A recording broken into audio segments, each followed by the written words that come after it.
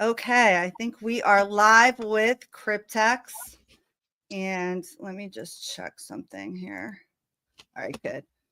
So thank you so much for accepting the invitation, to collaborate. I do a lot of Idaho 4 content, but I do go into, some other things, the Delphi case, for example. And I started watching your channel, I think it was maybe a few weeks ago. Okay. And I really liked your perspective because at that time, and correct me if I'm wrong when I say any of this, okay? At that time, it seemed to me that you were skeptical of the state's theory, but you were willing to accept that Richard Allen was a part of whatever it was that happened to Abby and Libby. And even though I have a different view, I respected your view, the way that you presented it and everything else. I just found to be very helpful because a lot of times in these cases that we're covering, people, when they hear a different viewpoint, they get angry and then they can gang up and bully and stuff like that. And I see this in a lot of cases that I follow, right? And I noticed that that's not the way forward. And so that's why I really admired the way you handle yourself. So I just wanted to say that. and I wanted to know what brought you into the Delphi fold. Like, when did you first start feeling like you had to make a video about this? Yeah, first of all, thank you so much for the invitation. I appreciate that. I'm happy to have you as a new subscriber, let's say. And it's cool that you found interesting my channel. So I hope I can help you tonight with some questions. I don't think about myself as an expert in Delphi, but let's see how can I help you? Right. Well, so you just, I didn't mean to interrupt you, but I do want to say, I personally think you're an expert in Delphi. Okay. So like, it doesn't really matter so much what we think of ourselves. It's more like what other people perceive us to be. Right. Yeah, And, sure. and you may not want to call yourself an expert, but like, you're an expert. You're like an expert, like I am in the Idaho 4, like, all the little details. If I know, people say something, you're like, yeah, but wait 1 second. Do you guys remember this little detail? So that's what's fascinated and brought you into this case. Right. And so, that's what I'm saying. Like, what was it that made you start to like focus on this? Yeah. So I was following. I still follow a guy, a big YouTuber. His name is Mike. He has a channel called That Chapter. He has like I don't know 300 million viewers. It's crazy. He's a big YouTuber and he's very charismatic. I just love the guy. And at the time, I think it was in 2019 when the Indiana State Police presented the press conference with the 2 sketches. He made 2 videos about Delphi, and I was just obsessed about the case right away. This case is such a mystery. You have the perpetrator or the potential perpetrator being captured on camera. You have audio guys down the hill. That happened in a town of 3,000 people, and the case was called like for almost 6. Whoops. You still there, Cryptex? What's going on? Oh, I'm okay, here. good. Okay, whoops. Sorry for that. No, don't be sorry. That's okay. Sometimes this isn't Barbara Walters over here, okay? So don't be sorry. sometimes my internet connection is crap here, so I Yeah, don't know what I was well, talking you about. basically you were reiterating that you followed this channel called That Chapter, and the Right. guy's name is Mike, and Exactly. you saw this video that really piqued your interest of the 2 sketches, and you recognized there's something here, and the more you looked, just like with Idaho 4, for example, and I know with Delphi myself, you could just continue to go on and build rabbit holes for miles. Yeah, it's just that the case is such a mystery. You have the perpetrator or the potential perpetrator being captured on camera. You have audio from the bridge guys Right. down the hill. Yeah. And the case went cold for 6 years, and maybe still cold, even if we have a conviction. But that's why I was just so involved, so obsessed. I invested a lot of time doing research about the case. So that's basically how Yeah, I no, became okay, so obsessed. I get it, and that makes like total sense, right? Like I think that's a lot of people who have created. I really started my channel with the Idaho 4, and I just felt compelled to sort of, uh, to do this. Whoops. Okay, I think you snagged a little bit there. You there? Okay, yeah. Hi. Okay. All right. So I don't know if you've heard it, but I'll just say briefly. I started my channel with Idaho 4 because it was a similar situation. I was watching what was unfolding and I was just like, it just didn't make sense. But anyway, all right. So now that we established that, did Mike or this person you were following, did you agree with everything he was saying? Were there things he was saying that you're like, I'm not sure if that's right? How did that go? So actually, he didn't have any opinion about that. He was just presenting the facts. I And, love that. yeah, exactly. And No agenda. we didn't have too much information at the time. Today we have a tsunami of information. That's why I tell you I don't consider myself an expert, but it's Right. really hard to catch and to be up to date with the information of this case. I try to get the most relevant information every day, but there are other creators which they know every single detail about the case. Well, But I think, yeah. I just have to say this about that, okay?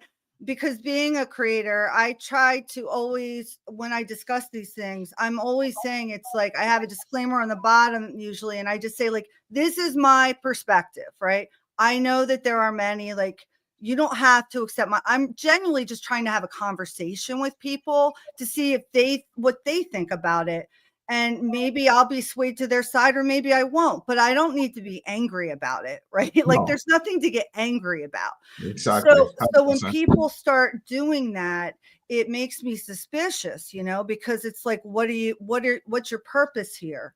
And so, so I'll tell you what my purpose here is, or what I feel like I'm doing. When I first started, I felt compelled to do something. It's kind of weird. I don't even want to get into it, but I heard things in a tape and a lot of people were having trouble. And I knew I was going to sound like a nut job when I put it out there, but I said that. I was like, you can think I'm crazy, whatever. I felt compelled to do this. I deciphered it. Here it is. Right. And I got some people that were supportive and other people were like, I don't hear it. You're nuts. Right.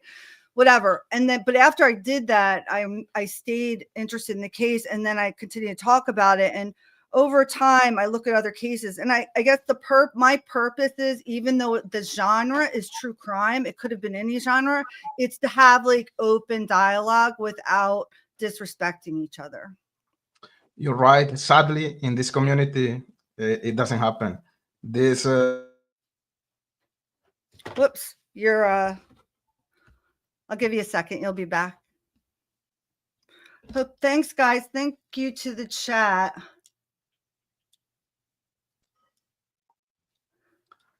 I don't know what's going on with No, my. it's okay. I see you now. I see you. No, I Can you was hear just me? saying that this case is that crazy that the community is really polarized. You have the pro Allen side; they don't accept anything coming from the prosecution side, and you have the opposite side. You have some creators like in the middle, but in general, the community is really divided. Yeah, I saw that from the outside.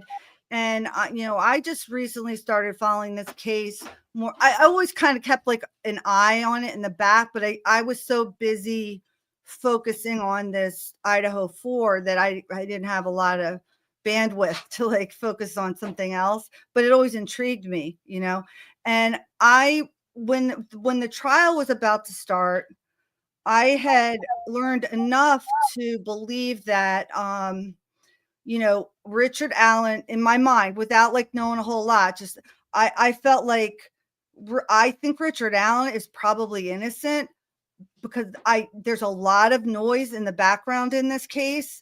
and it doesn't seem clear cut.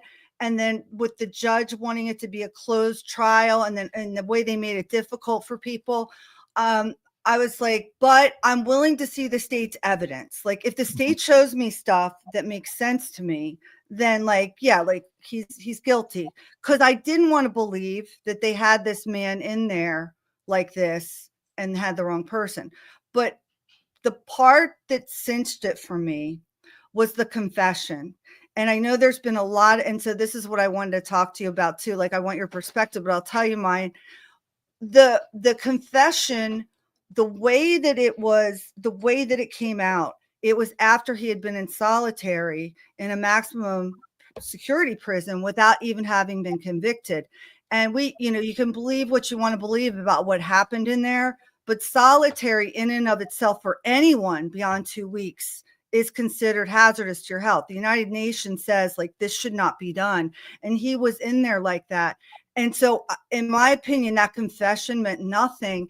And because I recognized that this person went through trauma, and if you assume he's innocent, which we're supposed to do until we see all the facts, I don't believe you can use this as a fact against him. It's like getting a confession at Guantanamo Bay. And so I want to know what your thoughts were when you were watching the trial about the confession. Did that persuade you, and why, or did it not? So I'm curious about that.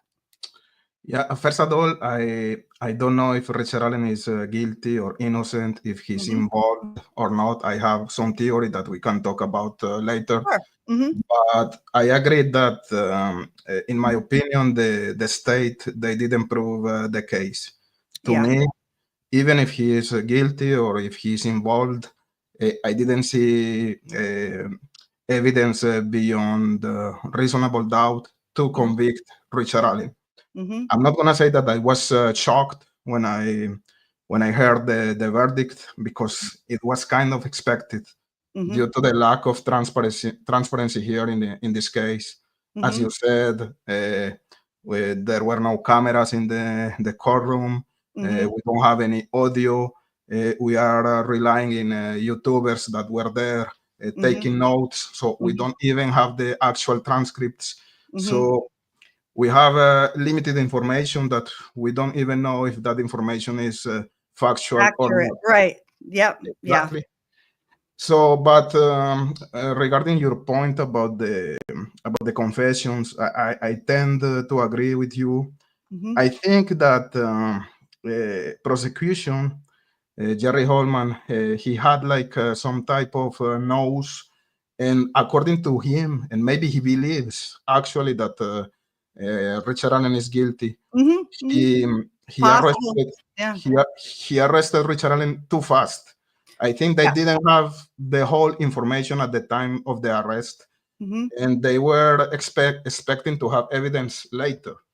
So the problem we see this in Idaho, the exact same thing, by the way, just so you get a taste of it. We see the exact same thing in Idaho, where boom, we get you, and then it's the kind of case that would benefit from a speedy trial, because the government hasn't even figured out like what else matches you other than you yourself calling into a tip line to be a good citizen and say, I was there that day, I didn't see anything, this is what I did. And then some secretary who's retired finds it and decides to make a big deal out of it. I mean, it's insane to me, but I'm sorry.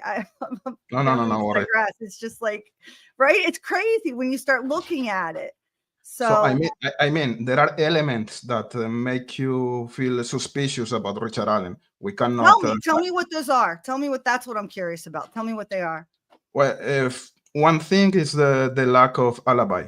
We don't know what is his alibi today. And I understand that it's not the job of the defense to present the alibi. Is the burden is in the prosecution side. But if you want to get out of trouble, you should present your alibi. That's a good point. No, that's actually a good point that I was not aware of. And this is why I like to talk to people, because then I can understand more where somebody might be coming from, So I did not know that. I didn't. And because I think even though once you have a bias where you decide you think someone is innocent or guilty, which I try to reserve, but once you do, you have to admit it. And I now have a bias that he is innocent. And so, you know, if he isn't, he's somehow part of this, I'm not going to be upset about it. I'm just going to say, okay, I was wrong, you know, but I don't have anything invested in it that I want to like argue with somebody about, you know? So yeah, so that's important. I appreciate that. I was not aware of that. Okay. So go on. I'm sorry. But I try to play the devil advocate at the same time. If you are arrested 5 years after the commission of the murders, maybe you don't remember what were you doing 5 years before, you know? So I don't know if they were asking him, what did you do that day at that time? I don't know what was the exact conversation with Richard Allen to try to figure out what was his alibi. But if someone asked me today, what were you doing on the 12th of February 5 years ago, even if we know that that date was important because of the murders, it's hard to remember. But not especially because not at that time, right? Because like at the time you didn't know, you found out the next day. So your memory, you don't have a reason to remember it. In other words, there's no reason to remember it. But anyway, it's significant that we don't have any alibi in the Richard Allen case. Okay. One thing that is maybe 50-50 for me is that we don't have too much information about his phone, the phone he was using in 2017, because according to me, if you have that phone, you're gonna solve a lot of questions. When okay, all right, wait. So let me ask you this. So this is what I think you're referring to, but I don't know exactly. I remember hearing that when they searched his home, they found like a lot of people, when they get a new phone, they just put their old phone in a drawer. But other people lose them, sell them, give them to their kids, trade them, right? So when they went in there, they found his phone, like all of his phones except for one particular year. Is that what you're saying? They found a lot of electronic devices. I don't remember what exactly, like 17 devices, which to me is normal. A computer is a device, a tablet is a device, yeah, absolutely. a cell phone is a device, an iPhone is a device. So yeah, at the end, you can have 17 devices at home easily. I probably have them if I went around and looked in my house. So I get it. Yeah. Exactly. So they collected them, but the phones, though, how many of them were phones? I don't remember. Okay. But that phone, the one he was using on at that time, it wasn't found. So maybe this is 5 years later, though. Think about it. Exactly. And today, after 1 year, your phone is already obsolete. People change their phones every 2 or 3 years, so it's normal not to have it. Yeah, like if I think back to 5 years ago, first of all, I don't even remember what phone I had, but I could tell you that it's possible it's in one of my closets, or it's possible I traded it in, or it's possible I gave it to someone, but I don't remember which one. And so if it wasn't in my house and that's being held as suspicious, I don't find it suspicious because it's like it just happened, unless it was like specific. Well, it doesn't even matter if it's specific to that time. If he didn't do anything wrong, what is he worried about? Like whatever, you know what I mean? But I get it. I understand. It just happens to be that year. So, you know. And in the something that plays well for Richard Allen in that sense is that when he went to talk to Dan Doolin to explain that he was at the trails that day, Dan Doolin, he took the serial number of the cell phone. So the cell phone of Richard Allen was available for law enforcement in 2017, 2 days after the murders. So it's not Richard Allen's fault that I see. So okay, okay, let's talk about the tip then, because that's what you're talking about right now, isn't it? About the original call that Richard Allen placed to them. Right. Okay, tell me about that, because I don't know the details. You were just discussing about Doolin writing down the serial number. Is that because they interviewed Richard Allen back then?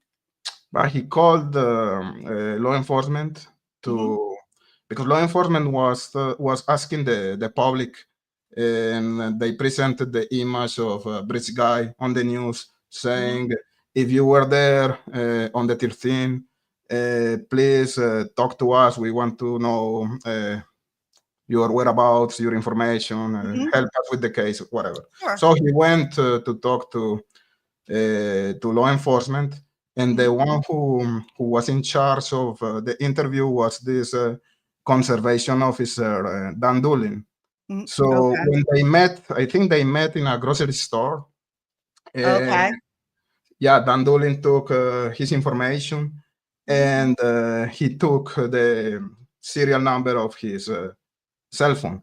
So the cell phone was available at that time. It's just that he was not a suspect. Right. Okay. Right. Exactly. Okay. So, all right. So that's okay. So that's I don't remember knowing that piece. So thank you for explaining it, and that makes sense. And so that's so interesting. So the fact that he meets in a grocery store, like, to me, isn't a big deal because he isn't a suspect. They didn't call him for an interview. He called them and offered his information as a good citizen. So they should be kind of catering to where he is. And if he's going to the supermarket and they want to interview him now, meet me at the supermarket. I mean, that's the way I look at it, you know? Yeah, for sure.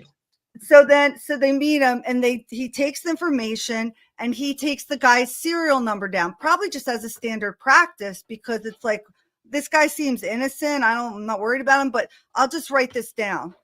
But like you said, he was not suspect enough to actually take his phone and do anything at that time. Yeah, they just took his statement, but he was not a suspect at that time. I wonder if he was officially cleared, or if he was like, because that's the piece where we get to next, right? Because then 5 years later, I heard this, I don't know where, and I can't verify it, but it was like that he had been cleared, that those tips in that room were all like kind of like just needed to be filed away, like alphabetically or whatever. And here we have this retired woman who used to be a secretary going in through these tips or whatever. And she's, even though he had been cleared, she decides she is suspicious, like without any law enforcement training or anything. And then right before the mayor's election, they get this guy, right? That's the $1 million question. This is so fishy. Yeah, I think. thank you for admitting that, because whoops. Oh, there you are. Okay. Sorry, I'm using my cell phone as a camera, and my mother was calling me. Sorry, Mom. Oh, that's okay. Don't worry about it. I don't care. This is real life here. You know, we're just chilling out, right? I'm gonna call you later. Probably she's gonna call a couple of times. So yeah, sorry, that's fine. My mom does the same thing, and my dad too. It's like, you're not available immediately. Like, you need to answer, child. You know, tell your mom to say hi. I live in Canada, and my mother is in my country, in Colombia, so she calls me every day 3 minutes just to see if I'm breathing. She worries about you. That's awesome. She does. Okay, so you were saying that was fishy to you, even, you know. And so, yeah, I mean, I think it's highly suspicious, you know. I don't have the answer. Yeah. And I think no one have the answer. If someone is buying that clerical error, that's the way the law enforcement. But we're not falling for it, right? You guys can have that perspective, but we're over here saying that's ridiculous. Like, let's be honest, right?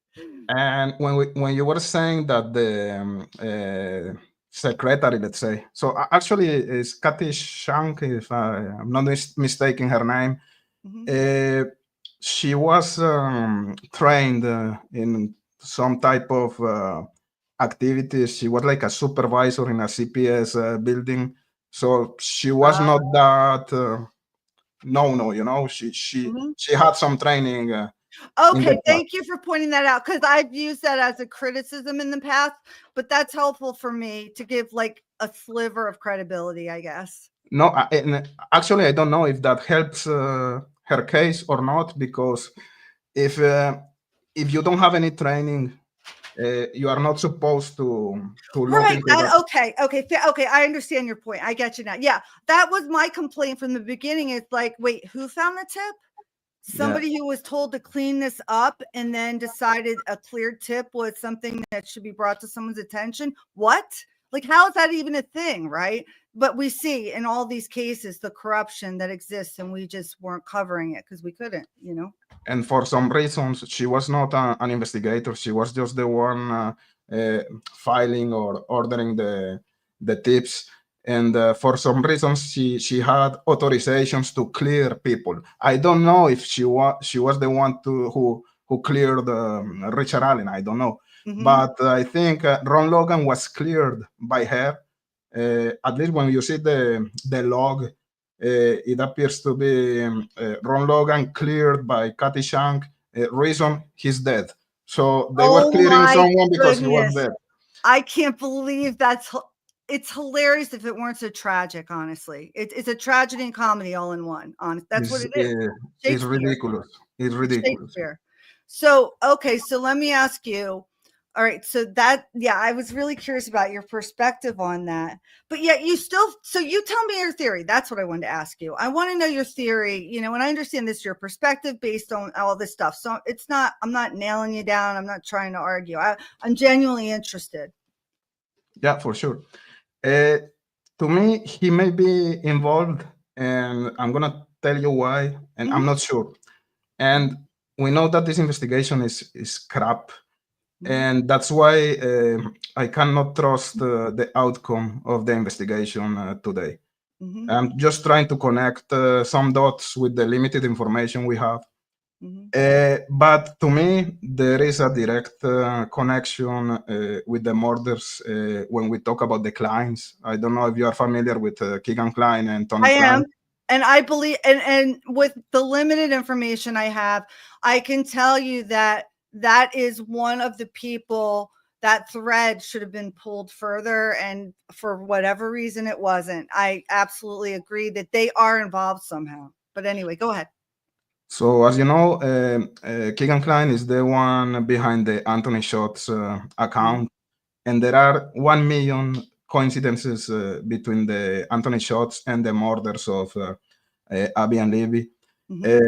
So Keegan Klein was communicating with this fake profile. Keegan Klein was communicating with Libby via Anthony Shotz account before the days of the murders.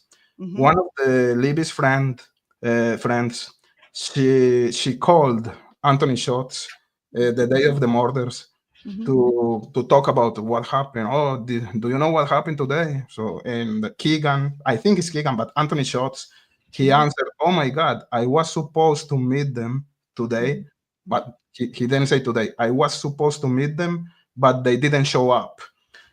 They don't say he was supposed to meet them at the bridge on the 15th, but when you see the context of the conversation, that, in my opinion, is what he was actually saying. That he was he was supposed to meet Libby and Abby at the bridge on February 15th. Now, before you go, I just want to ask one question because I don't want to sidetrack you because I want to hear all this. Is it true, or did you hear that Kelsey is the reason that girl, the friend, reached out and texted? Did you hear that, or are you aware of that? Any of that? Because that's what I gathered. And so I'm just curious if you heard that. Do you know what I'm referring to? But actually, I don't know if you know about the ski mask incident. No, you know a lot. Yeah, I don't know what that is. So anyways, 1 week after the murders, there was this girl, the one who communicated with Anthony Shotz, saying, "Oh, do you know what happened?" And he answered, "Oh, I was supposed to meet them, but they didn't show up." The same girl was 1 week after coming from her school to her house, and she saw a guy dressed in black with a ski mask watching through her window. So she called the police. "Hey, look, this is weird. Someone was watching through my window. He had a ski mask." So the police was able to figure out that that guy was Anthony Shotz. So that's the way. Was Anthony Shotz, or was Keegan Klein. Klein. Okay. There's a whole story about that, but everything. Okay, but anyway, gotcha. He was the one identified. Okay. Or Tony. Okay. Keegan or his father, one of the Kleins. Okay.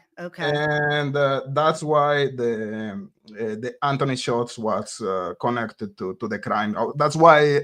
That's how law enforcement knew that Anthony Shotz was connected to the crimes, because there was a connection between that girl who was talking to Anthony Shotz, and then the same girl saw the ski mask guy looking through her window. And so what I had heard, and I believe from Kelsey herself, eventually she had to admit that she was aware of Anthony Shotz a couple days after the murder, because she communicated with him through Libby's friend and her own phone. I think that's kind of how it goes. And I just didn't know what you thought about that, if you think that's true, or any of that stuff. And even Kelsey communicated to Anthony Shotz to ask him. Yeah. If he knew, but he entered into the Libby's account to talk to her friends, trying to figure out if they knew something about the crime. And one of those accounts was Anthony Shotz. So that's what I remember. So okay. So Anthony Shotz. So you believe the Kleins are connected, and have you developed this theory further? Like, what's your next step here? So one weird thing is, one of the weird things, because there's a lot, and maybe I'm gonna forget some of them, but that's okay. Keegan Klein, he was looking for the Marathon gas station, the address of the Marathon gas station in Delphi at the day of the murders. So to me, that meeting was supposed to happen, and that's why Keegan Klein was looking for that address. So he was trying to go to Delphi on the 13th, and I think he went to Delphi to that Marathon gas station. So that's one of the dots here. There's a lot of dots. What is weird regarding the Marathon gas station is that the videotape, the CCTV camera, the videotape recording disappeared. When law enforcement tried to recover that videotape or that recording, the file was corrupted, and they were not able to retrieve the video. Of course not. They know what this is, the stuff. And I don't want to interrupt your flow. I'm just going to say one thing. We see this in Idaho. We see this in Reed. So that means it's happening all the time everywhere. We're just not seeing it. You know what I mean? Right. Which is concerning, which is why I want to talk about it, because I think we have to make people accountable. But I'm sorry. So go ahead. That's insane. So of course that thing's corrupted, so they can't put him there. And it seems that the actual agency who fucked with that videotape was the FBI, but they blame. Of course it's the FBI. Of course it's the FBI. They blame each other. Indiana State Police. But the FBI can lie and get away with it because the state can't compel them. They can't compel them to get on the stand because the separate sovereignty of the state versus the federal government. The federal government can do whatever they want. That's why the FBI is always the dirty players here. That's the problem. I'm sorry. It's the same in every case, pretty much. So you follow. No, they were supposed to work together, but there were some frictions between the agencies. You know that there's a lot of ego. There's a lot of secrecy. You don't want to share all the information you have with the other agency. And at one point, Doug Carter, he decided to kick off the FBI from the case. I'm not saying that the FBI are angels, but I think they had a lot of resources to help in the case with DNA testing, with determination of the height of the perpetrator. And they didn't let him do that, right? Am I correct? They were unable, because they kicked the FBI off. They weren't able to. And it seems, if it's because the powers of the separation of the state and the federal government is why they can get away with it. But it seems like it should be illegal to do that, because you can exonerate. Like if Richard Allen was a billionaire, he could have ordered that test for himself, right? But because he's not, he's just fucked, because the state has decided that you're it. The state has decided you're it. And the federal government can't do anything about it. Sorry, because we're separate. Right.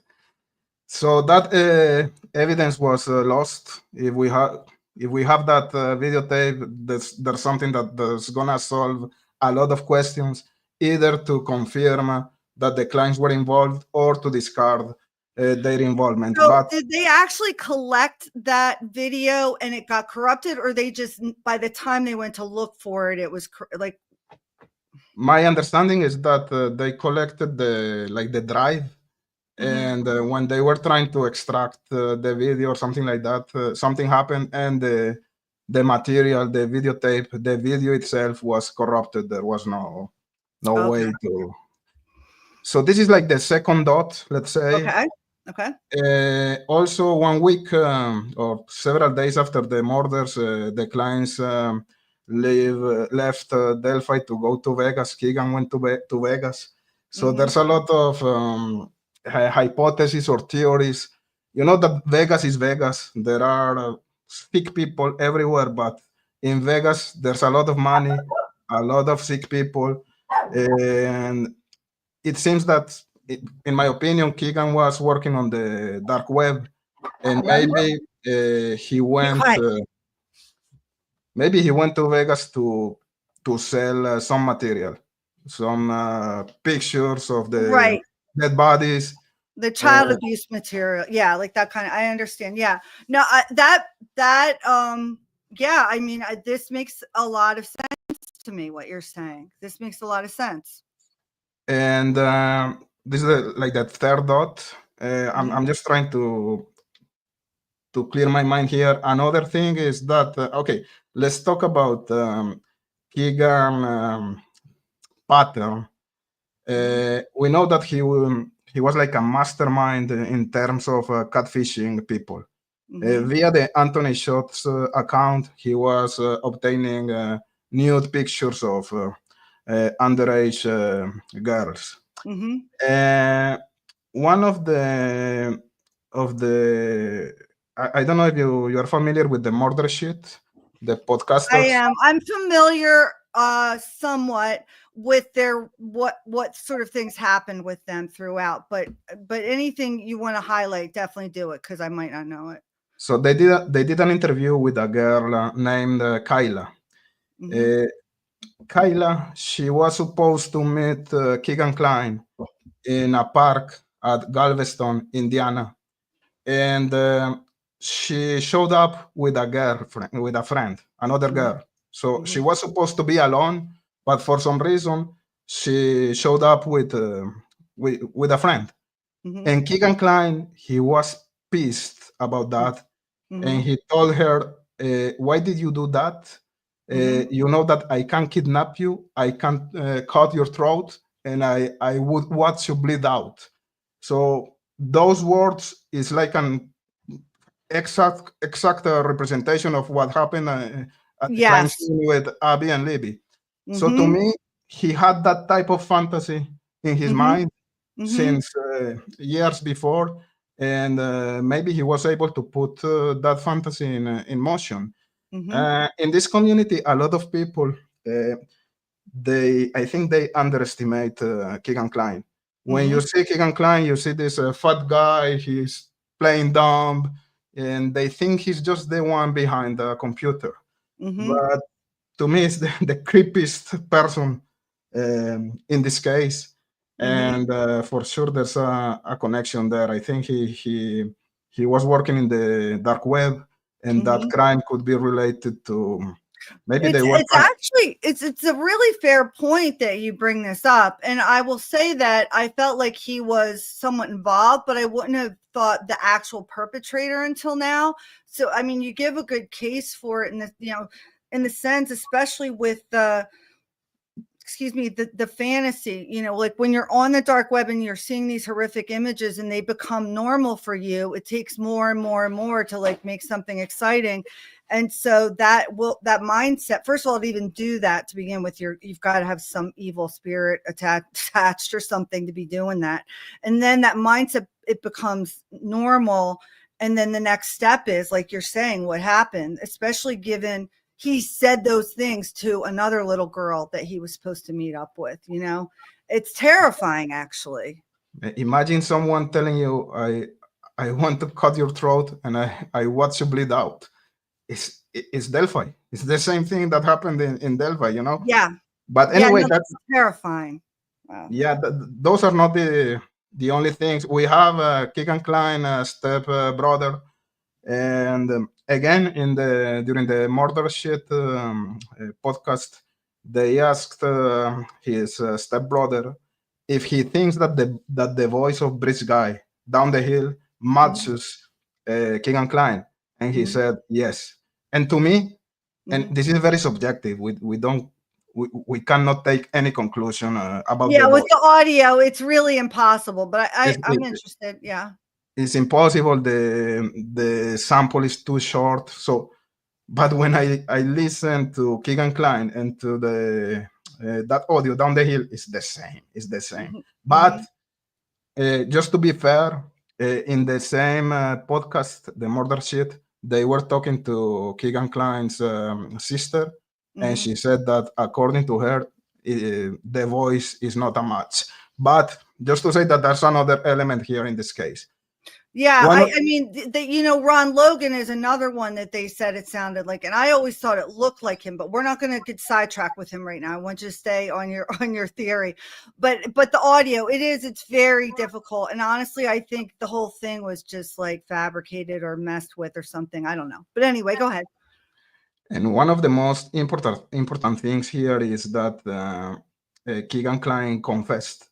When he was in prison, he was brought to the Grissom Air Force Base, and he confessed to Nick McClelland, to law enforcement, that he drove to the cemetery next to the crime scene with his dad, with Tony Klein, using a red Jeep, and he was waiting in that red Jeep while his dad, Tony, went to commit the murders. And that when Tony this is total bombshell to me. You have no idea. This is yet another confession in Delphi. Like, I don't know how many people need to confess. A lot. Why that means Richard Allen holds more weight when you've got all these other people, right? But I'm sorry, but are you kidding me? Yeah. So that's not the point. Because the point? Are you kidding me? Holy shit. All right, go ahead. Yeah, no, that's crazy. This case is crazy. So after that confession, law enforcement look at this timing. This timing is crazy. Okay. And I'm gonna develop soon. Keegan Klein confessed at the Grissom Air Force Base after, let's say, 5 or 6 years from 5 years from the murders. Right away, law enforcement, they went to do the search of the Wabash River. I don't know if you are familiar with that. Yep, I'm familiar with that. A lot of money was spent looking for something that wasn't anything to do with Delphi, they said. I heard about that. Exactly. And that was a direct consequence of the Keegan Klein's interview. That was a statement from law enforcement. It's not a conspiracy theory from cryptics. They said it's obvious. It's obvious. You can infer. Like, it's not hard, right? So go ahead. No, and at the beginning, that was I was inferring, let's say, but over time, law enforcement they made the statement that the search of the Wabash River was a direct consequence of the interrogatory or of the interrogation of Keegan Klein. So Keegan Klein, he gave some details that law enforcement took as serious details to go to search the Wabash River for I think it was like 5 or 6 weeks, as you said, a lot of money. I think it was like $1 million. He must have said something very specific and very credible for them to, and they must have been able to corroborate whatever he said. Because you don't do that if you can't corroborate that shit. If you're spending that much time and effort, you definitely corroborate it. So whatever he said, it's definitely inculpatory for him to have done this. Like that's ridiculous. I didn't think about it like that. Okay, go ahead. No problem. So, and right after the search of the Wabash River, they arrested Richard Allen. So this case was like cold during 5 years, and it was like, imagine a horizontal line during 5 years. It was cold, and in a matter of 2 months, they solved the crime. We have Keegan Klein's confession, the search of the Wabash River, and the arrest of Richard Allen. So that's why I think there's a potential connection between Klein and Allen. Okay. All right. You know what? I completely see this perspective now, and I had never thought of it. And it's really, it's plausible. It's for sure plausible. I think because I would have never gotten to that perspective on my own because of my bias that I have that he's innocent. And the reason, and I waited until after and I understand I didn't see the trial, but I will tell you that I follow a lawyer online. If you don't know her, her name is Andrea Burkhart, and she is excellent. She's an appellate attorney. She used to do criminal defense, and she's just incredible at breaking it down. And she went there and she did all the breakdown. And so after I went through the hearsay that she's giving me, which I trust, I was like, there's no way he did this, or that's not true. He wasn't proven guilty beyond a reasonable doubt. And I think what emotionally tied me in to feel like he's innocent is how he was treated in jail. The degradation of his soul being in there, like the fact that you would eat your own feces, that you would, and the fact that people want to say you're making this up, like that brought me in so much. And so I could be wrong. I don't know. This perspective is really interesting you have, though. Yeah. So I don't know what they found in that river. Maybe a knife, maybe a box cutter, maybe a phone. Maybe that was his phone, the phone from 2017 that it disappeared. Maybe it was in that river and it was not useful anymore. Right. I don't know. So here's my question. So why do you or what do you think, if this is the case, what do you think the purpose would be to not also prosecute Klein, or did he make some kind of a deal with them? That's my theory. I think he made a negotiation with law enforcement. That's what I think. And we know that he's serving like 43 years in prison, Keegan. But to me, at any point, that's gonna be reduced to 10 years or something like that. That's a negotiation there for sure. Yeah. That's my opinion. That's actually that's brilliant. Like that's such it explains a lot of the questions. And, there's still, I mean, it explains a lot. In other words, like it's definitely plausible. And I hadn't focused in on Keegan Klein as much because there's so many other rabbit holes you can get tripped up on along the way. Like with, for example, Elvis Fields, right? Or with the other guy, what's his name? Brad Holder. Yeah, Brad Holder. And the one that was interviewed by Sleuth Intuition, I forget his name. I watched that one, right? Julian Powell or... no, you're talking about the other odinist, Patrick Westphal. Yes. So, but regardless, so here's the thing, right? Because I was looking at it from like the odinist angle, right? Like I don't know if it was odinist or not, but I will tell you that when the attorneys came out with the Franks motion, that's when a lot of people started paying attention to this case. And at first I'm listening to it, and I remember even listening to Peter Tragos go over it, and he's like, this is insane. Like, is this real life? He's great. I love him. Yeah. I saw that you watched him. I saw that you watched him because you posted him, and he's just, because he's so, he doesn't realize how smart he is, I don't think. And he's so fair and nice. You know what I mean? Like, you can't beat it. So he was talking about it. So you probably saw him talk about the Franks motion. And, I wasn't really sure what to make of it. I couldn't decide for myself because there's nothing open to the public. And then the steps that occurred after that with her trying to get them off the case and all this other stuff, and people saying it was outrageous and made up out of whole cloth. But then what I realized is that the federal agent who like sort of spearheaded part of that investigation was shot by a prison guard after a Molotov cocktail drew him out of his building. I'm like, there's something very credible about what these people are saying here. And then they arrest Detective Click, and I'm like, there's something really wrong here, right? What did you think about all that? I agree that there's something fishy there. People tend to make fun about the odinist theory. It's not my theory, but I agree there are fishy and weird things there. We have the picture that Brad Holder he put in Facebook at one time, mimicking the crime scene. There are two girls like in the forest, Yep. and I there saw are. those. Yep. I saw those. Yep. So what are the odds? You have Elvis Fields talking about what about me spitting on the girls? What if you find some DNA because I was spitting on the girls? What about Elvis Fields saying that they were antlers above Abby's head?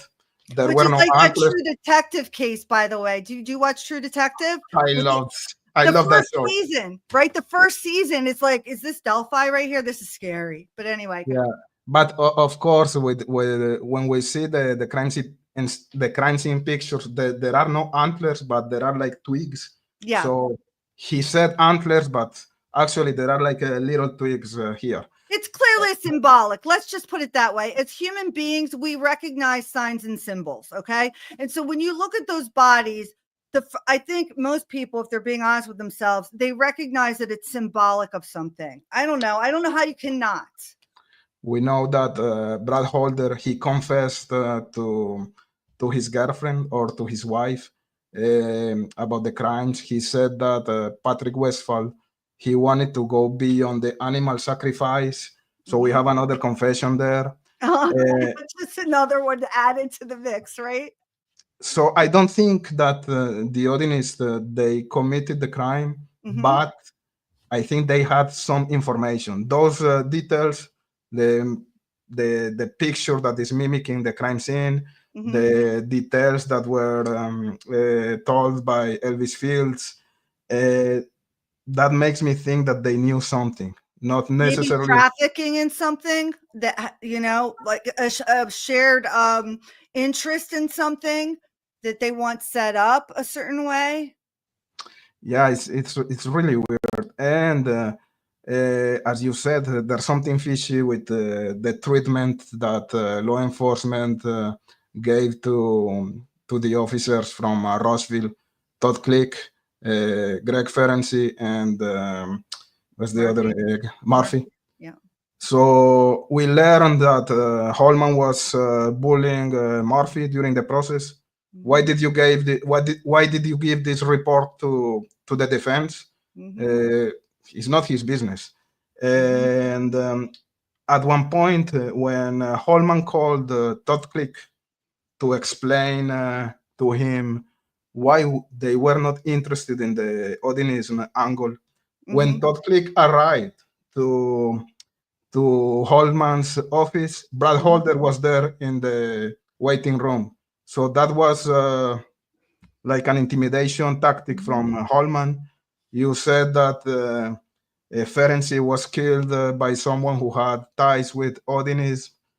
So yeah, it's crazy as you said. And that's when you start to wonder, like, is law enforcement somehow involved in this arrangement that Kleins and Odinists have? Are they somehow involved? Because otherwise, what are they like? I thought they fought for the truth, not for some like preconceived idea of the, Yeah, maybe they're protecting someone. I wouldn't discard that.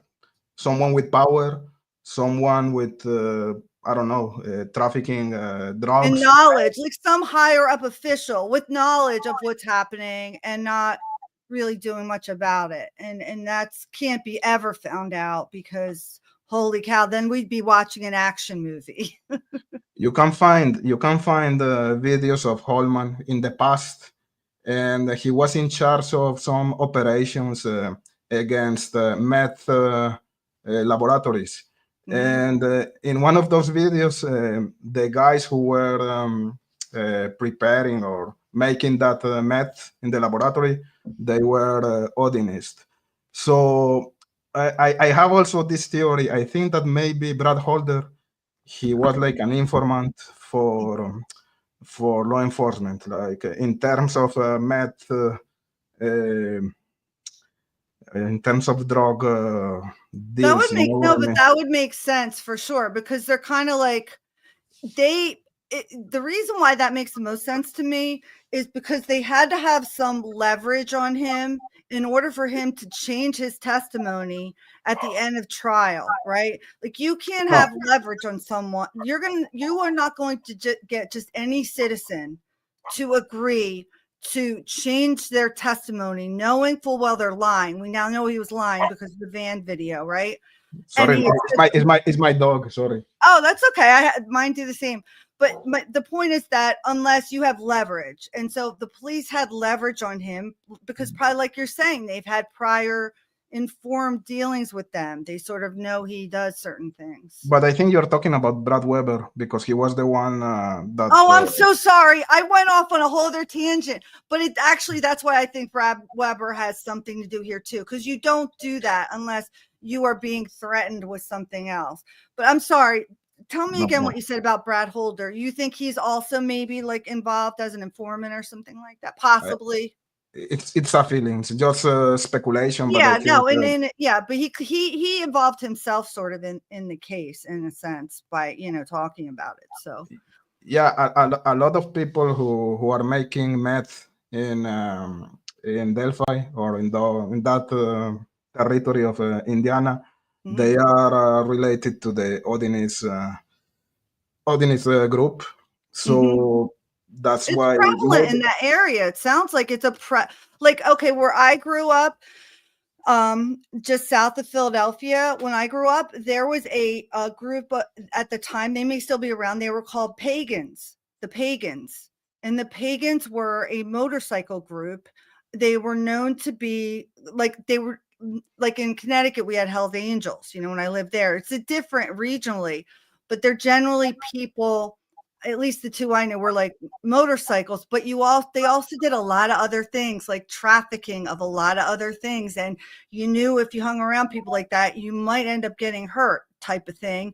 And everybody knew a friend or had an uncle that was a pagan. And it was just this thing culturally. So it sounds like in Delphi, culturally, Odinists are maybe a thing. Yeah, that it's not weird. Yeah. And maybe it was a mistake from the defense to call that theory like the Odinism theory, because when people hear the or listen to the word Odinism, those guys are crazy. It's They easy should. to dismiss it whole cloth. It really is because it sounds so fantastic. And Exactly. I think you're right. If they had been more measured in the way that I think at that time they were just so angry. I'm guessing that, you're representing this guy. You see the treatment he's going through and all this other stuff. Then this cop gets, like, it's like I feel like it was like a cork that popped. And that's probably where they lost maybe a lot of it because it was the way they had to do it. I don't know. You know what I mean? Yeah, for sure. Maybe Yeah. they should use the word cult or ritualistic, something like that. But Odinist sounds like Vikings. So uh, I think there's a potential connection with those guys, but again, I don't think they committed the crime. Hmm. I just think that they had some information. How, I don't know, but those details are really just too coincidental, in my opinion. Right, right. And that's why, you start looking at all of these things separately And it's not hard to say there's a conspiracy here, like an actual conspiracy, not a tinfoil hat conspiracy. At some point, when do you realize like you're gaslighting yourself, that there's not something incredibly conspiratorial going on here? Yeah, I agree. So we have the Kleins, we have the Odinist, we have Ron Logan, we have Julian Powell, we have a lot of people here, multiple actors. Which one was the actual actor here? Hard to say, but when I think about the Kleins, I see more dots connecting the Kleins to the crime that when I think about Richard Allen, even No, if I no. think he was involved. Hmm. And Like but a lookout, or just somebody who was maybe wanted to watch, or it could have been anything, like it may be part of the wheel, part of the system where it doesn't really know what he's there to do. Like, in other words, it could still have been innocent in a sense where, like, that's what I'm saying. Like, if I'm going to say maybe he's involved, I'm still going to try to think of both sides. Like, hey, you come over here at this time. All right. right. But I don't know. The problem here is that they didn't have enough evidence to convict Richard Allen when they did the arrest. So they started investigating Richard Allen after his arrest, not Yeah. before. And This it is should what be, they did with Brian Koberger too. Yeah, this is exactly what they did. And there was nothing to add to it. Even though you take 10 years of cell phone data, there's still nothing to tie this person to the crime. So now what? and this is not the way, you should investigate the person before arresting him.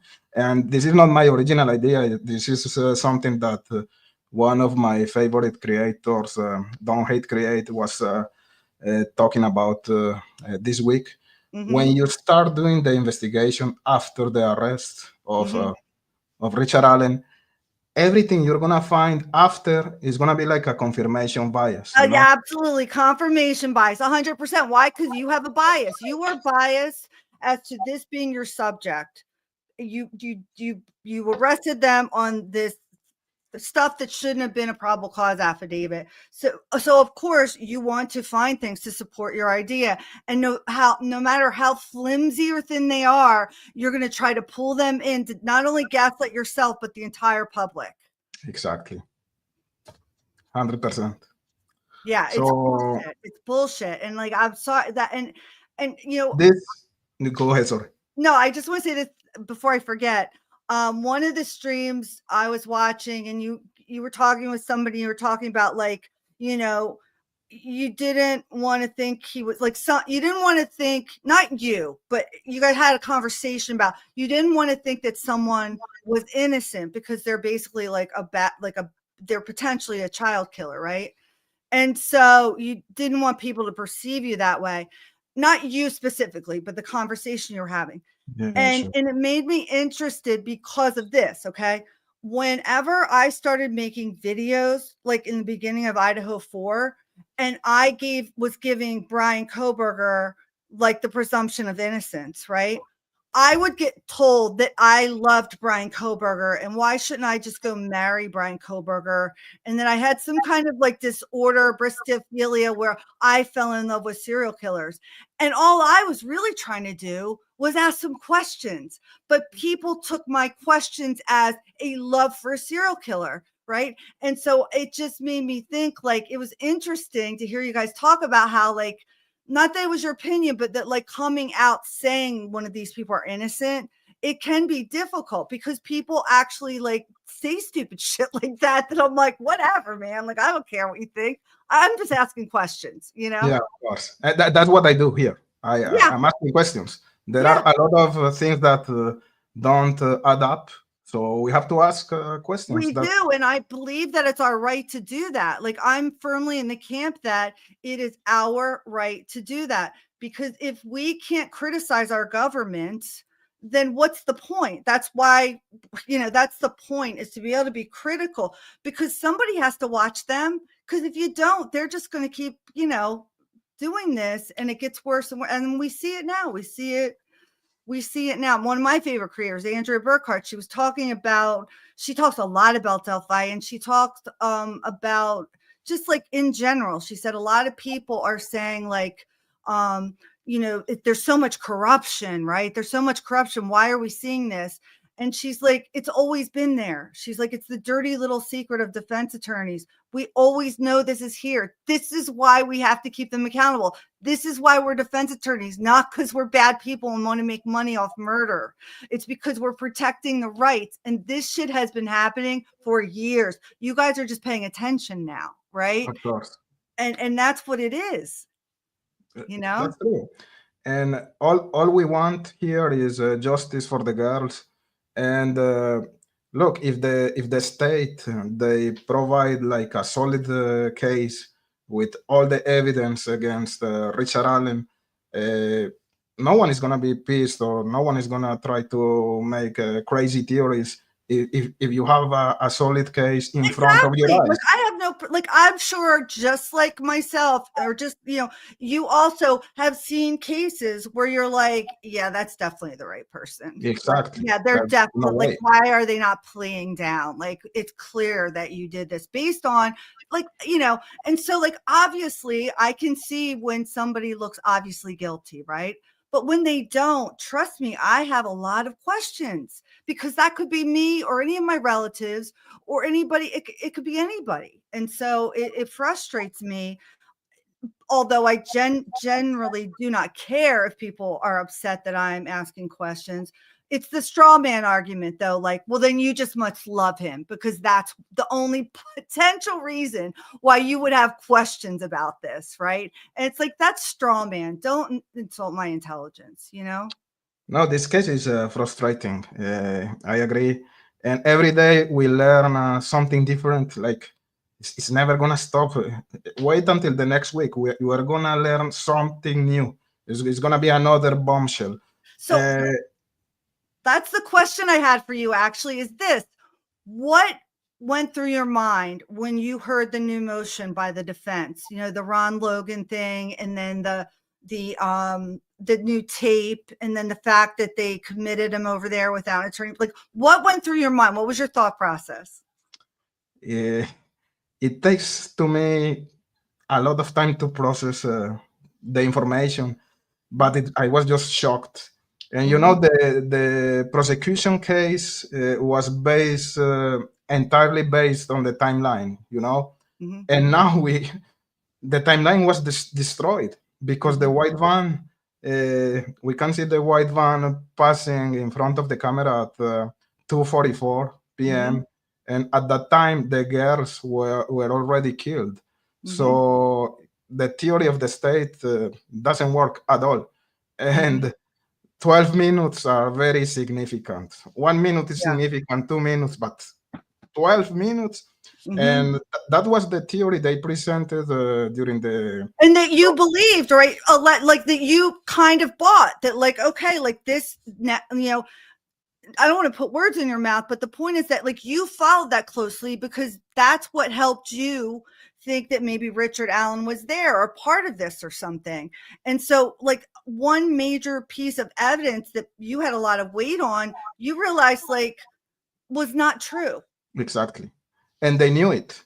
And they knew it. Exactly. So that could be perjury, They were lying during the process. It's worse. It's really, you're withholding exculpatory evidence is what you're doing. At one point, there's a fine line between incompetence and corruption, but too much mistakes in this case since day one. Yeah. When the girls were missing, and law enforcement, they were looking for the girls. The sheriff, Tom Lisenby, he gave the instruction to not to use search dogs for the scent, right? I remember reading that. That was something I talked to my moderator Leslie about. I was like, "What? Why would you do that?" It's so stupid. They don't know what is the exact time of death of the girls. That's a very important element in any investigation. They lost I think in the first 70 hours of interviews, and we have Brad Holder in that videotapes that were lost. We know that they didn't care to compare the hair that was found on Abby's hand to see who was the match. They did like a partial DNA testing. Well, they finally matched that to Kelsey, Today, but that happened No, 7 right, years ago. exactly. It was years and years and years, right? And then they find out, and it's like, I'm not saying she had anything to do with it, but I heard that it was wrapped around her finger, and I'm saying that's like the first person you have to make sure you rule out. And perhaps they did. I'm just saying it should have been known. It should have been public so people don't get suspicious. Or at least they should have done the test at the time, even if it's not public. Right. Do your Yeah, DNA. absolutely. No, I agree with you. Even if you don't want to let the public know so that Exactly. they don't jump on a sister or whatever, like at the end of the day, like you should have done it for your own investigation to rule this person out. Exactly. They knew the time that the hair belonged to a family member, but Yeah. you have to go deeper. Okay. Those are the most important people to rule out in any investigation. And I'm not a criminologist, but I've watched enough shows and listened to them that they tell you, like, it's always it's the husband or it's whoever first. And then you rule them out, hopefully quickly, and then you keep going. Exactly. So they lost interviews. They didn't do height analysis. So they spent $1 million in the Wabash River search, and they didn't pay $10,000 to see what was the height of Bridge Guy. Yeah, it doesn't work. Doesn't match up.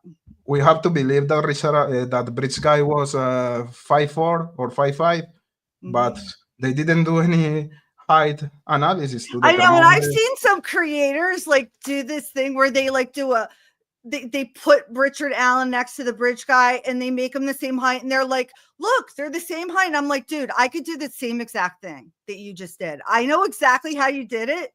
And guess what? I can cut and paste too. Okay. I can cut and paste too.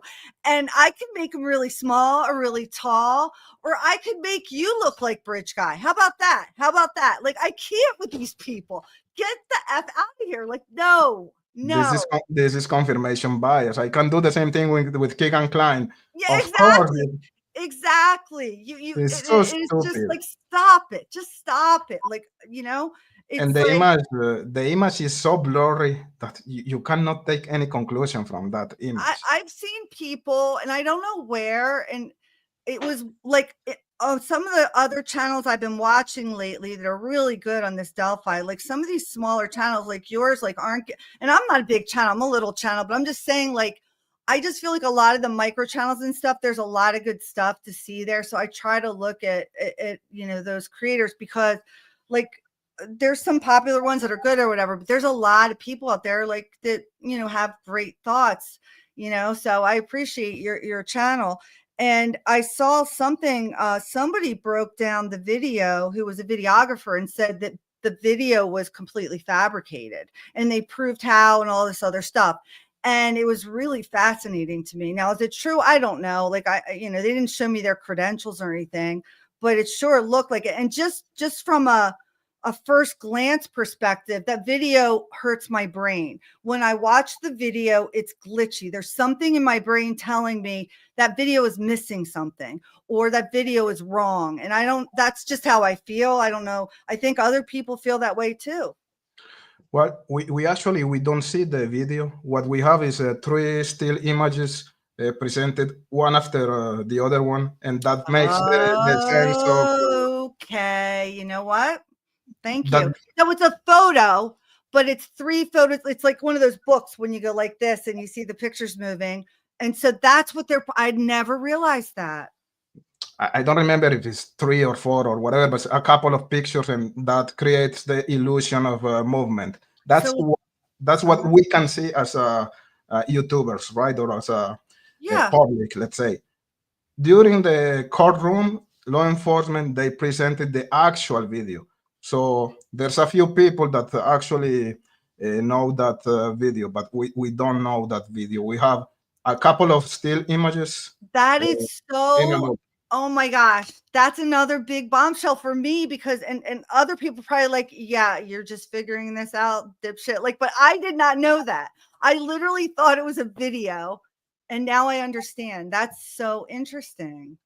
And but even though the video it was altered, the actual video that is in possession of law enforcement was they used the word stabilized or enhanced.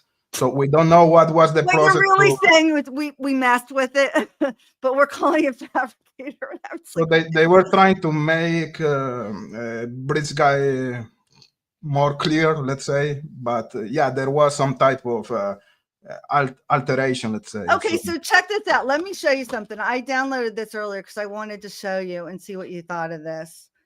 Hopefully I can put it up here.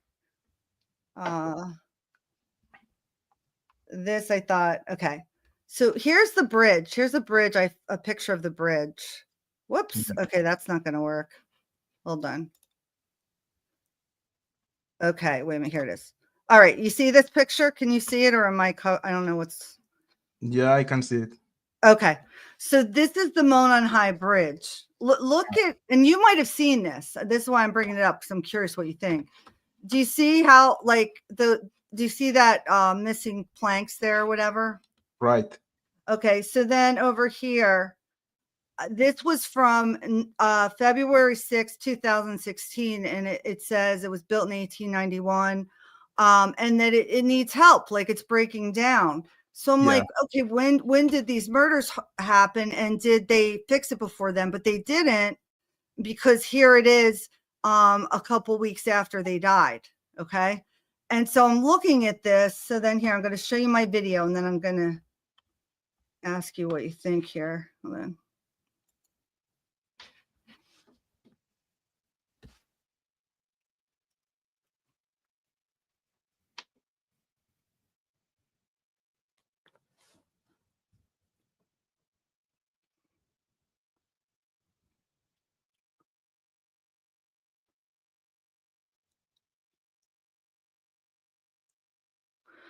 So it's, to me, it's just, this just shows you the date here from 2017 on Reddit.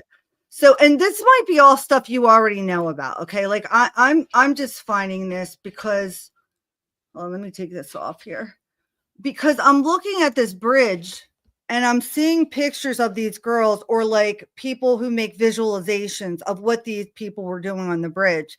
And I'm saying, I don't see any way you walk across that bridge except for very slowly and very carefully. Like, you're not booking it across. I don't picture it, but do they have people doing that? Like, is that what people are doing? Well, it's hard to say. Let's say in my personal case, when I hate heights. I hate heights. So I don't want to be in like in a height structure, let's say, Yeah. too long, right? So I prefer to run, even if it's Okay. dangerous, to not to Okay. stay there for. Hey, that's a fair, okay, fair enough. That's a fair enough perspective, right? So that, and the only reason I even brought it up, and I appreciate what you're saying, is because I'm thinking like the clip that they're showing us that this bridge guy is walking at seems awfully fast for a person of an older, to me it looks like an older person, and it's fast, and this bridge looks like you make like one wrong step, you might just be falling down into the to your death. So now I know that those are clips, it's not the actual video. And yeah, that makes sense. Like, if you're afraid and you just want to walk across, but it doesn't seem like a good place to start an abduction. It's a good place based on the geography of the area, because in the other side, at the other side of the bridge is actually it's a perfect place to abduct someone. If you want to conduct the girls to the other side of the bridge, and there's like a private driveway. You can easily abduct girls using a van, let's say, or another vehicle. is perfect, or even crossing the creek, which I think it's unlikely. I'm still 50-50. It's weird that he decided to cross the creek, but with the girls, but I don't know.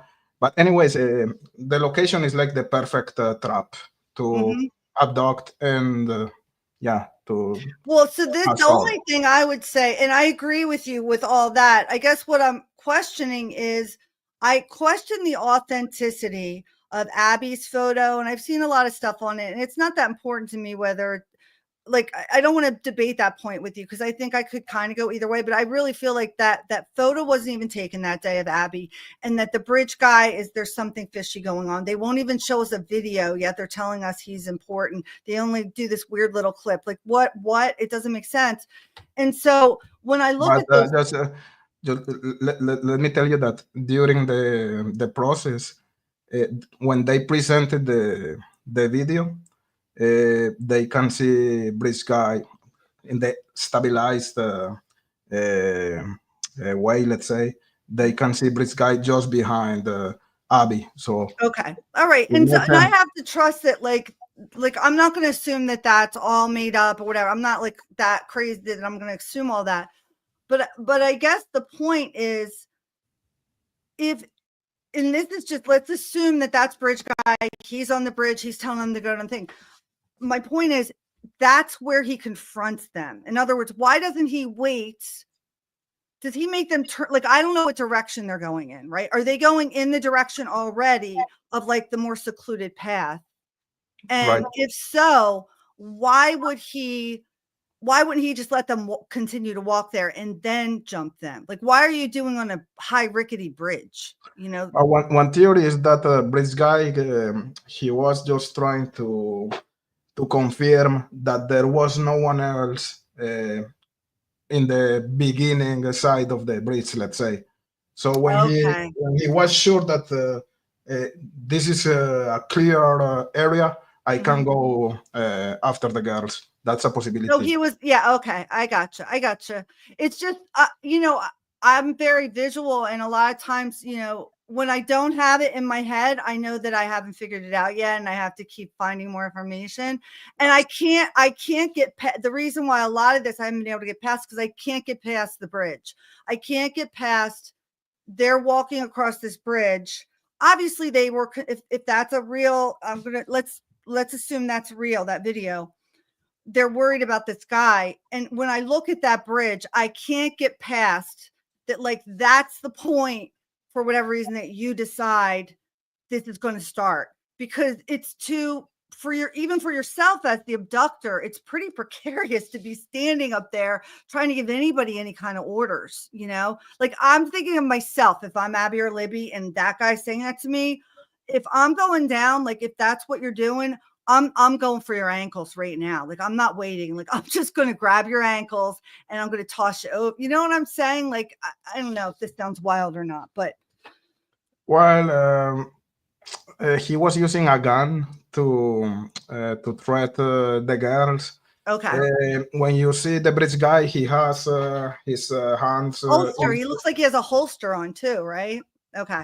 He has his hands inside the pockets, so he looks very comfortable walking on the bridge. So that gives you an idea that he was there before multiple times. So okay, that's why he's not scared of walking through. This helps me kind of get past that in my head. It makes sense. I didn't know the other missing pieces, and I have to agree, it's plausible. I just, at first, it didn't seem rational, but this makes sense. That makes sense, you know.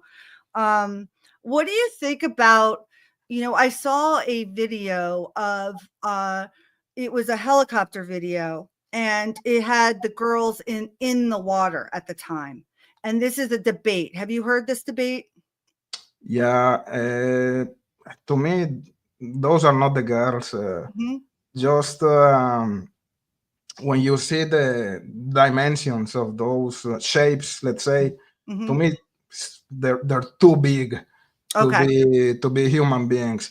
Because in the same video, you see the searchers crossing crossing the creek, and the size of those searchers compared to the size of those figures, um, to me, it doesn't make sense. It's like the Fair. Yeah, girl. no, it's fair. I didn't see it. And then I kind of confirmation bias thought I saw it. And then I was like, I really don't have an opinion on this. I'm just curious what other people think. But it looks weird. I agree. It makes you think, but when you try to compare dimensions, it doesn't work. So my next question is, what do you think about the location? Like, do you feel like they were taken somewhere else away during this whole process and then brought back the next day? Or do you think like everything just happened there and like they said, and it was like, done by 2:30 a.m. or whatever the number is that they have for her phone? Well, I think the girls, they went to the bridge to meet someone. We know that they were communicating with Anthony Shotz the days before of the murders. We know that Anthony Shotz said that they were supposed to show up, but they were not there. So there's a lot of indications, in my opinion, that they went there to meet someone. And if that someone was Anthony Shotz, which is my opinion, my theory is that there were at least two people there to abduct the girls. And I lost my wire here. I wanted to say that's something. okay. No, I got you. So you thought there were two people there. So yeah, do you think it happened like then and there? Like, yeah. So just to say that a lot of people say, and even the state theory is that one person did that by himself. But same in Brian Kohberger case, by the way. I'm just throwing that out there for you in case you start to want to look at anything else, because it's a lot. There's a lot of, they're very different, but there are these similarities, I want to do the same with you, but to learn about the Idaho case, because I'm kind of ignorant. But yeah, we can do this again, and next time we can definitely talk about Idaho. And yeah, and I'm the people in my chat, which I want to ask them, I want to check and see if we want some questions from the audience here, because I have for sure been doing what I typically don't do, which is ignoring my chat. I'm usually interactive like you are with your chat, because I want to open up and discuss stuff. And so, but I didn't want to do, I wouldn't have been able to focus on both. And so I wanted to just focus on like kind of asking these questions. But yeah, that would be great. So let me see. I'm just going to take a look over here at this. For sure. Go ahead. Chat here. If you guys have any questions, I'm sorry that I wasn't over here. And I think a lot of people are people that may, like some of these people I know, but I think a lot of them are people that, they're your followers. So I appreciate them, listening or whatever to Thank you guys. me. Thank you guys. All right. So let's see. Here we go. Anthony, can you explain UB, Yellow, and Snapchat to me? I don't know what this means. But there are apps, Yellow is some type of video streaming application. Whoops. And at one point of the investigation, Yellow, before it was named, or the name was Yubo. Okay. And I don't know if you remember when the Indiana State Police agent or officer went to the news to ask the people for information about the Anthony Shotz account.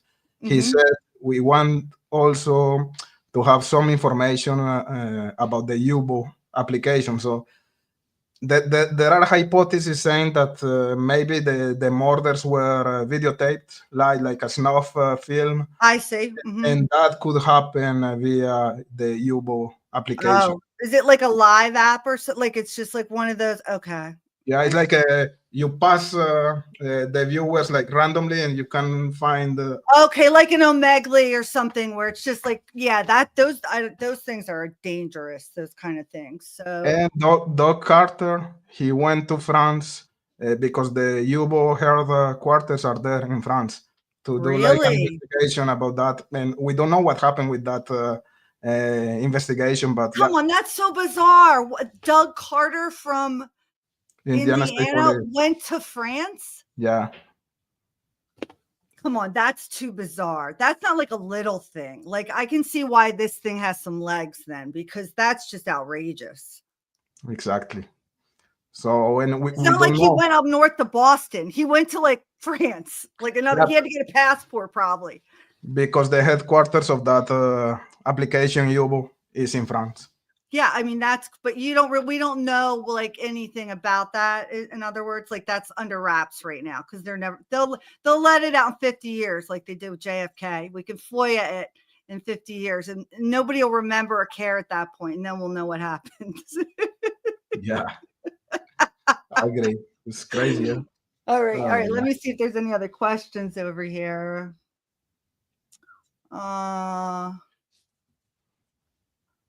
Okay. Okay, Les wants to know this. How did you get into true crime? I know we kind of talked in the beginning about how you got into Delphi, but is this your first true crime or were you Yeah, in? yeah, it's the first. It's okay. So the way you got into this is because of Delphi, because you were just all right. So I have to ask this, and this is only because this is the type of person I am. So I'm wondering if you're like this. Are you the type of person that can become hyper focused on a subject and learn everything about like need to know everything about it, and then at some point you move on to a different subject? I know I love other cases for sure.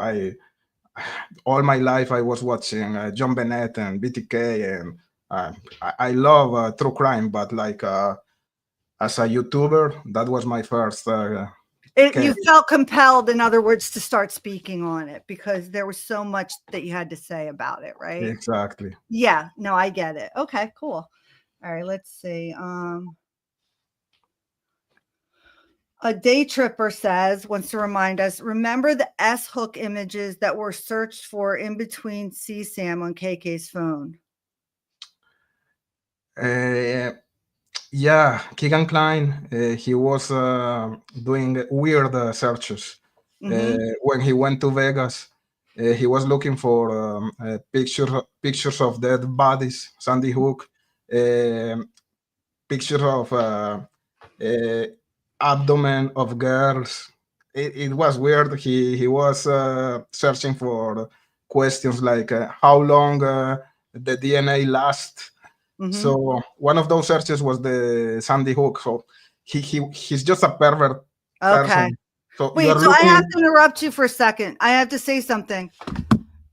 Guys, he's saying he's not an expert on Delphi. I'm just trying not to laugh right now. Like, come on, you are like, I'm gonna call you, look, I'm being like, I'm being serious and funny at the same time, right? Because like truthfully, a lot about this case. You can't deny that.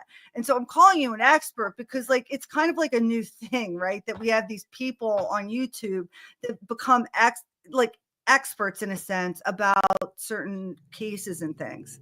So, but it's true. Like you're very knowledgeable about this, Yeah, I invested a lot of time in this case, but the viewers here, they have the same type of experience I have in the case. They Annalise, Mar, all of them, they know more than me for sure. Right. Well, I mean, I think, you're being modest, but I do think you know a lot. And it's interesting to be able to talk and ask you all these questions that like I've had or whatever. So let's see. Just seeing if there's any other questions here. I appreciate all you guys being in here. Don't dox me, Trial Junkie, Charles, my moderator, Les. See, I'm telling you, a lot of these people are your people, so it's awesome. Anna Lisette, Sees Through, James Legg. So yeah, anyway, I don't see any questions popping up. So I was probably going to try to end it soon because I get tired. Like I like to get in these discussions, but then I'm like, okay, I need to like rest my brain for a little while. For sure. So I really appreciate you coming on the channel and collaborating, and I would love to come over to your channel and do the same thing on, the Idaho case. And just before we go, if you have the floor, is there anything you wanted to say, or when you tell them your channel? I think most of the people watching, or all your people, they know your channel anyway, but it's at Cryptex, and it's CRIPTEX. So the floor is yours. No, thank you so much. It's the opposite. Thank you so much for the invitation. I hope I could answer to your questions properly. Of course, I don't have all the answers. I have my own theory. It doesn't mean that my theory is right. I think that this was just a crappy, bad investigation, and because of that, I cannot trust the outcome.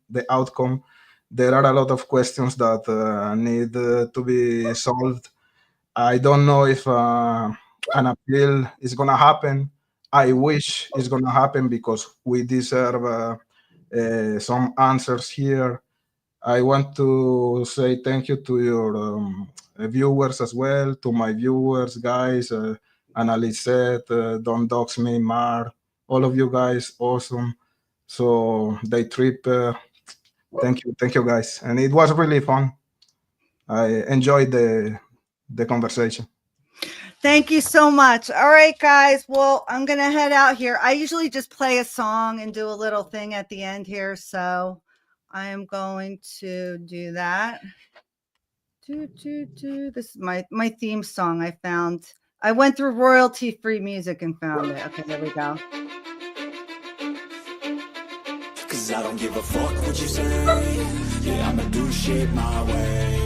So you can go kick rocks, I'ma stack bricks up, build what I want to make. Yo, I got a lot of shit to say, so I'ma do this every day. I'll be writing things until I'm fucking buried in my grave. 6 feet deep under, but my body won't decay. Cause my messages are timeless, so they'll put them on display. Oh yeah, I rap with a certainty, I have a sense of urgency. A message for eternity, for everyone internally. I had some people burning me, but now they fucking learn to see I ain't the one to fuck with. Now they looking nervously, and I don't really care what you think of me respectfully. You can kick rocks if you think you're fucking better, see. I will outwork you, turn you to an enemy. Hurt you so bad that you're gonna need some therapy.